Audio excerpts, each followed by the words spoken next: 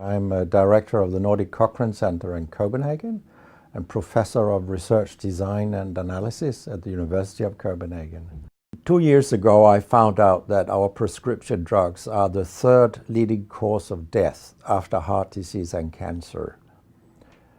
Our drugs kill around 200,000 people in America every year, and half of these people die while they do what their doctors told them.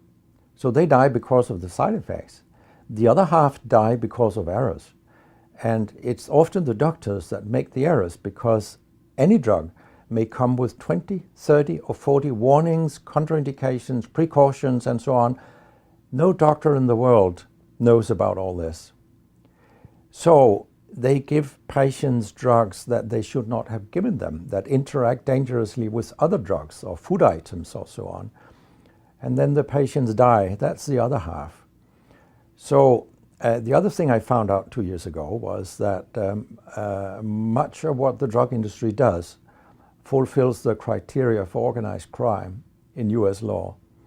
And they behave in many ways like the mafia does.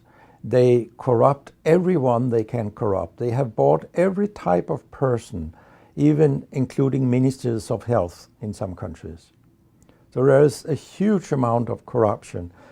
In my country, for example, Denmark, we are regarded as having very little corruption. But yet we have thousands of doctors on industry payroll, although we are just 20,000 doctors. So this is an effective kind of corruption. The drug industry buys the professors first, then chiefs of department, then other chief physicians and so on. They don't buy junior doctors. So when several thousands are on industry payroll, it's really, really bad. And that's why I wrote my book, Deadly Medicines and Organized Crime, How Big Pharma Has Corrupted Healthcare. I hope to convince patients not to take so many drugs, because so many die from the drugs they take. In my country, people take so many drugs that every single citizen can be in treatment with 1.5 drugs from they are born till they die. This is incredible. And drugs are not that helpful. And they kill very many of us. We know that. That's why drugs are the third major killer after heart disease and cancer.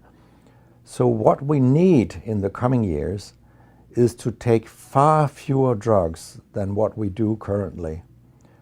If we did that and we were careful, then we could live longer and live better lives. Because drugs have many side effects, and patients often don't realize that when they become worse, that it could be a side effect of the drug, which they continue taking because that's what their doctors tell them. So when I was a specialist in internal medicine, what I very often did was that I stopped a lot of drugs, particularly in elderly people. And it's quite revealing to see a bedridden elderly person come into your ward. And when you stop the drugs, I mean, that person becomes many years younger. And many of these drugs affect the brain. And old people tolerate that very, very badly. They fall, and when they break a hip, 1/4 of them die. And for example, antidepressant drugs are used in more than 10% of our elderly. And they seem to kill 3% of them every year. I mean, if 100 old people take an antidepressant for 1 year, 3% of them will die because they fall and break their hip. This is a huge death rate. So a lot of other drugs than antidepressants also make people fall and kill them. And they may affect your cognition, your memory, and all these things. And then they interact in ways that we know almost nothing about. Very many elderly, they take more than 5 drugs a day. And we actually don't know how these drugs interact with each other. What we do know is that all drugs have many effects in the body, and some of them interact also in their metabolism. so that you can get a too high concentration of a drug if you take other drugs simultaneously. So we make a lot of harms that we don't even recognize. I have a pretty colorful collection of things people have called me during all these years. And sometimes journalists have asked me, why do you always look up controversy? And my reply is, I don't. Controversy looks me up. Because it's not popular to tell the truth in healthcare. You will get a lot of enemies, because a lot of people make money on false premises, doctors and industry alike. And our drug regulators and our politicians, they are on board on this wagon. So very few people are independent of money in healthcare. And of course, I have attacked a lot of holy cows during my career, and people have screamed loudly. In a French journal, I was called a statistical masturbist because I showed with statistics that mammography screening didn't work and things like that. And I was even accused of scientific misconduct by the Association of the Danish Pharmaceutical Industry, which was completely ludicrous. It was harassment from beginning to end.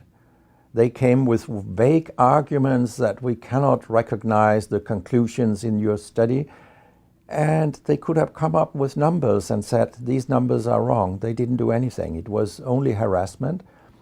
It lasted 18 months, I think, the whole thing. And then when we were acquitted, I made sure that this nasty behavior was described in the British Medical Journal.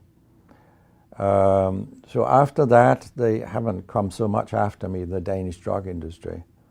And when my book about organized crime came out, they just lied about it, as they always do. That my examples were old, they went back 90 years and so on.